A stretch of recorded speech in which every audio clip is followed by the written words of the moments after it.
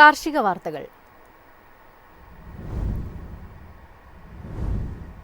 നാളികേരോൽപ്പന്ന വിപണി സജീവമാകുന്നു. Rubber off season ആയതിനാൽ ചരക്ക് വരവ് ചുരുങ്ങി. കനത്ത വിൽപ്പനയിലും ഏലം വില ഉയരുന്നില്ലെന്ന് കർഷകർ.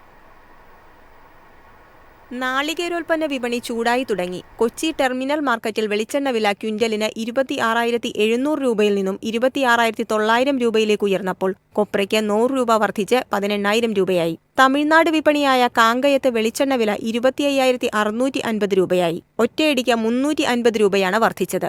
വിപണിയിലെ പുതിയ സംഭവ വികാസങ്ങൾ കണക്കിലെടുത്താൽ സ്റ്റോക്കുള്ള നാളികേരം നാളെ ഉയർന്ന വിലയ്ക്ക് കൈമാറാനുള്ള അവസരം ഒത്തുവരാം. രാജ്യാന്തര റബ്ബർ വിപണിയായ ബാങ്കോക്ക് പ്രാദേശിക അവധികൾ മൂലം പ്രവർത്തിച്ചില്ല. ഇതിനാൽ കേരളത്തിലെ റബ്ബർ കർഷകർക്കും ഉയർന്ന വിലയ്ക്ക് അവസരം ലഭിച്ചില്ല. ഓഫ് സീസൺ ആയതിനാൽ സംസ്ഥാനത്തെ പ്രമുഖ വിപണികളിൽ വിവിധയിനം ഷീറ്റ് വരവ് നാമമാത്രമാണ്. ഇതിനിടയിൽ തെക്ക് പടിഞ്ഞാറൻ കാലവർഷം ആൻഡമാൻ നിക്കോബാർ ദ്വീപ് സമൂഹത്തിലേക്ക് അടുക്കുന്നത് കണക്കിലെടുത്താൽ അടുത്ത വാരം കേരളത്തിലും മഴമേഘങ്ങളുടെ സാന്നിധ്യം പ്രതീക്ഷിക്കാം. 4ാം ഗ്രേഡ് റബ്ബർ കിലോ 195 രൂപയിലും ലാറ്റക്സ് 132 രൂപയിലും മാറ്റമില്ലാതെ വിപണനം നടന്നു. അതേസമയം ഏഷ്യൻ റബ്ബർ അവധി വ്യാപാര കേന്ദ്രങ്ങളിൽ ശക്തമായ വാങ്ങൽ താൽപര്യം ദൃശ്യമായി. അമേരിക്ക ചൈന ഇറക്കുമതി തീരുവ വിഷയത്തിൽ യോജിപ്പിലേക്ക് നീങ്ങുന്ന വിവരം റബ്ബർ വില മെച്ചപ്പെടുത്താം. ഉൽപാദന മേഖലയിൽ നടന്ന ഏലക്ക ലേലത്തിൽ 43,377 കിലോഗ്രാം ചരക്ക് വന്നതിൽ 40,277 കിലോയും വിറ്റഴിഞ്ഞു. വാങ്ങൽ താൽപര്യം ശക്തമെങ്കിലും ഉൽപ്പന്ന വില ഉയർത്താൻ ഇടപാടുകാർ തയ്യാറായില്ല. ശരാശരി ഇനങ്ങൾക്ക് കിലോ 2,040 രൂപ ഉറപ്പുവരുത്താനായി. മികച്ച ഇനങ്ങൾ 2,536 രൂപയിൽ കൈമാറി. News desk Myfin TV. ഉത്തരേന്ത്യൻ സംസ്ഥാനങ്ങൾ ഖാരിഫ് സീസണിന് തയ്യാറെടുക്കുന്നു. പാകിസ്ഥാനുമായി അതിർത്തി പങ്കിടുന്ന 10 ജില്ലകളിലായി 30 ലക്ഷം ഹെക്ടറിലാണ് വിതയ്ക്കലിന് സജ്ജമാകുന്നത്.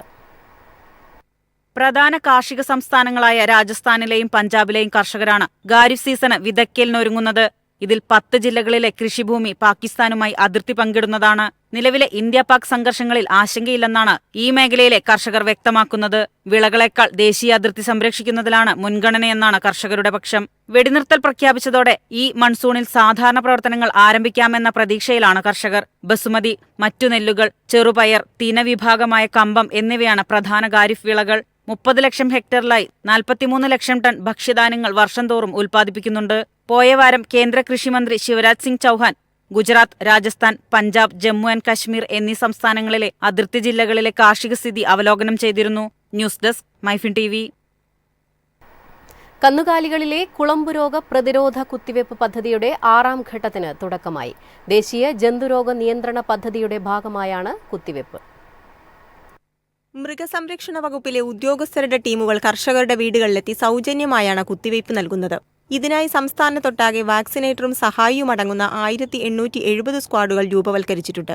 ആദ്യത്തെ 2 ദിവസങ്ങൾ കടുത്ത പനി, ചുണ്ടിലും മോണയിലും വ്രണങ്ങൾ, മുടന്തി നടക്കുക, ശരീരഭാരവും പാലുൽപാദനവും കുറയുക തുടങ്ങിയവയാണ് ലക്ഷണങ്ങൾ. പ്രായം കുറഞ്ഞ കന്നുകാലികളിൽ മരണനിരക്ക് കൂടുതലായിരിക്കും. വൈറസുകൾ ഹൃദയഭിത്തിയെ ആക്രമിക്കുന്നതാണ് മരണകാരണം. രോഗബാധയുള്ളിടങ്ങളിൽ മൃഗങ്ങളെ വാങ്ങരുത്. ആരോഗ്യമുള്ള മൃഗങ്ങളെ രോഗബാധിത പ്രദേശങ്ങളിൽ കൊണ്ടുപോകരുത്. പുതിയതായി വാങ്ങിയ ഒരു പശുവിനെ 15 ദിവസമെങ്കിലും നിരീക്ഷിച്ച് രോഗമില്ലെന്ന് ഉറപ്പാക്കണമെന്നിവയാണ് പ്രധാനമായി നൽകിയിരിക്കുന്ന നിർദ്ദേശം. News desk Myfin TV.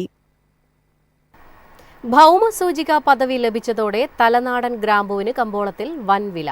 ഉന്നത ഗുണനിലവാരത്തിലും ഔഷധ ഗുണത്തിലും ഏറെ മുന്നിലാണ് തലനാടൻ ഗ്രാമ്പൂ. സുഗന്ധവിളകളിൽ പ്രധാനിയായ തലനാടൻ ഗ്രാമ്പൂവിന് ഭൗമസൂചിക പദവി ലഭിച്ചതോടെ ദേശീയ അന്തർദേശീയ വിപണികളിൽ പ്രിയമേറി. വിളവെടുക്കുന്ന ഗ്രാമ്പൂമൊട്ടിന്റെ ആകർഷകമായ നിറം, ഗുണമേന്മയിലും വലുപ്പത്തിലും സവിശേഷതകൾ എന്നിവയാണ് തലനാടൻ ഗ്രാമ്പൂവിനെ വിപണിയിൽ വ്യത്യസ്തനാക്കുന്നത്. മുൻപ് തലനാടൻ ഗ്രാമ്പൂവിന് 100 രൂപ വരെ ലഭിച്ചിരുന്നു. ഇപ്പോൾ സാധാരണ ഗ്രാമ്പൂവിന് 900 രൂപയുള്ളപ്പോൾ തലനാടന് 1,200 രൂപ വരെ കിട്ടുന്നുണ്ട്. ഇത് ഭൗമസൂചിക പദവി ലഭിച്ചതിന്റെ ഗുണമാണെന്നാണ് കർഷകർ പറയുന്നത്. വിലവർധനയിൽ കൂടുതൽ കർഷകർ ഗ്രാമ്പൂ കൃഷിയിലേക്ക് എത്തുന്നുമുണ്ട്. ഡിസംബർ, ജനുവരി മാസങ്ങളാണ് വിളവെടുപ്പ് കാലം. കോട്ടയം ജില്ലയിലെ തലനാട് പ്രദേശത്ത് കുറഞ്ഞ താപനിലയായതിനാൽ വിളവെടുത്ത ഗ്രാമ്പൂവിൽ നിന്നുള്ള ഓയിൽ നഷ്ടം കുറയ്ക്കാൻ സഹായിക്കുന്നതായി പഠനങ്ങൾ വെളിപ്പെടുത്തുന്നു. കൃഷിവകുപ്പിന്റെയും കേരള കാർഷിക സർവകലാശാലയുടെയും സംയുക്ത ഇടപെടലിലൂടെയാണ് തലനാടൻ ഗ്രാമ്പൂവിന് കേന്ദ്ര സർക്കാർ നൽകുന്ന ഭൗമസൂചിക പദവി ലഭിച്ചത്. പ്രാദേശികമായ പ്രത്യേകതകളാൽ ഉന്നത ഗുണനിലവാരത്തിലും ഔഷധ ഗുണങ്ങളാലും സമ്പുഷ്ടമാണ് തലനാടൻ ഗ്രാമ്പൂ. News desk Myfin TV. Palakkad ജില്ലയിൽ ഈ വർഷം 1,500 ഏക്കറിൽ പച്ചക്കറി കൃഷി ലക്ഷ്യമിട്ട് vegetable and fruit promotion council. ഓണവിപണി ലക്ഷ്യമിട്ടാണ് ഈ പച്ചക്കറി കൃഷി. ഓണവിപണി ഉൾപ്പെടെ ലക്ഷ്യമിട്ട് ചെയ്യുന്ന ആദ്യ സീസൺ മെയ് മുതൽ ഓഗസ്റ്റ് വരെയാണ്. ഇത്തവണ കാലവർഷം ശക്തമാകുമെന്ന അറിയിപ്പുള്ളതിനാൽ കർഷകർ കരുതലെടുക്കണമെന്ന് VFPCK നിർദ്ദേശിച്ചിട്ടുണ്ട്. വിളകൾക്ക് രോഗങ്ങൾ കൂടാനുള്ള സാധ്യതയുള്ളതിനാൽ വളപ്രയോഗവും മുന്നൊരുക്കങ്ങളും കാര്യക്ഷമമാക്കണമെന്നും മുന്നറിയിപ്പ് നൽകിയിട്ടുണ്ട്. സ്വാശ്രയ കർഷക സമിതികൾ മുഖാന്തരമാണ് ജില്ലയിൽ പ്രധാനമായും പച്ചക്കറി കൃഷിയും വിപണനവും നടക്കുന്നത്. 6000 വാണിജ്യ കർഷകരാണ് സമിതികൾ വഴി വിപണനം നടത്തുന്നത്. കഴിഞ്ഞ വർഷം 1300 ഹെക്ടറിലായിരുന്നു ഒന്നാം സീസൺ പച്ചക്കറി കൃഷി ചെയ്തത്. കേന്ദ്ര സംസ്ഥാന സർക്കാരുകൾ ചേർന്ന് നടപ്പാക്കുന്ന കാലാവസ്ഥാധിഷ്ഠിത വിള ഇൻഷുറൻസിലും നിർബന്ധമായും രജിസ്റ്റർ ചെയ്യണമെന്ന് VFPCK അധികൃതർ കർഷകർക്ക് നിർദ്ദേശം നൽകിയിട്ടുണ്ട്. News desk Myfin TV. ഉഴുന്നിന്റെ തീരുവരഹിത ഇറക്കുമതി 1 വർഷത്തേക്ക് കൂടി നീട്ടി. അടുത്ത മാർച്ച് 31 വരെയാണ് കാലാവധി നീട്ടിയിരിക്കുന്നത്. കേന്ദ്ര വിദേശ വ്യാപാര മന്ത്രാലയമാണ് ഇത് സംബന്ധിച്ച വിജ്ഞാപനമിറക്കിയത്. ആഭ്യന്തര വിപണികളിൽ ഉഴുന്നിന്റെ വില സ്ഥിരപ്പെടുത്താൻ ഈ നീക്കം സഹായിക്കും. ഈ സാമ്പത്തിക വർഷം ഏപ്രിൽ-നവംബർ കാലയളവിൽ $601.12 മില്യൺ ഉഴുന്നാണ് ഇറക്കുമതി ചെയ്തത്.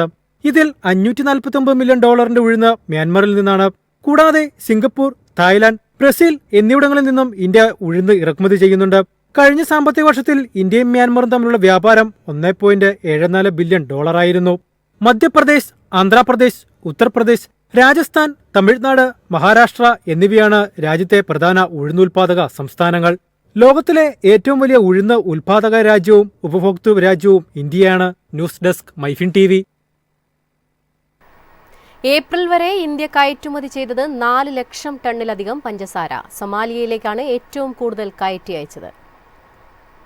2024-25 വിപണന വർഷത്തിൽ ഏപ്രിൽ വരെ ഇന്ത്യ 4.24 ലക്ഷം ടൺ പഞ്ചസാരയാണ് കയറ്റുമതി ചെയ്തത്. ഇതിൽ 92,758 ടൺ സൊമാലിയയിലേക്കാണ് കയറ്റുമതി ചെയ്തതെന്ന് all India sugar traders association വ്യക്തമാക്കി.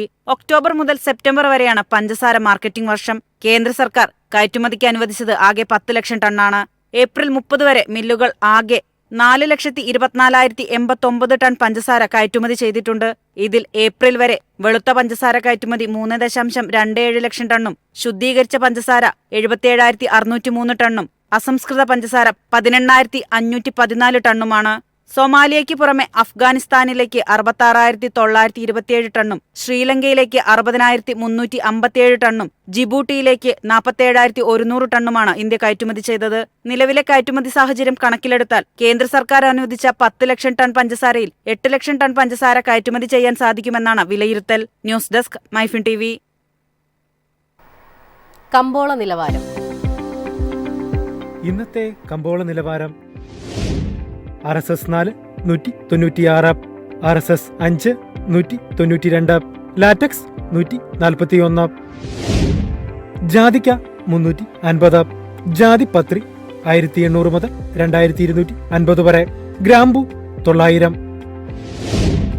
അടയ്ക്ക 270, കാപ്പിക്കുരു 250, കൊക്കോ പരിപ്പ് 360, കുരുമുളക് ഗാർബിൾ 70,000, കുരുമുളക് അൺഗാർബിൾ 68,000, ഏലക്ക 2000 മുതൽ 2100 വരെ, വെളിച്ചെണ്ണ 26,500, കൊപ്ര 17,900, ചുക്ക് 22,500.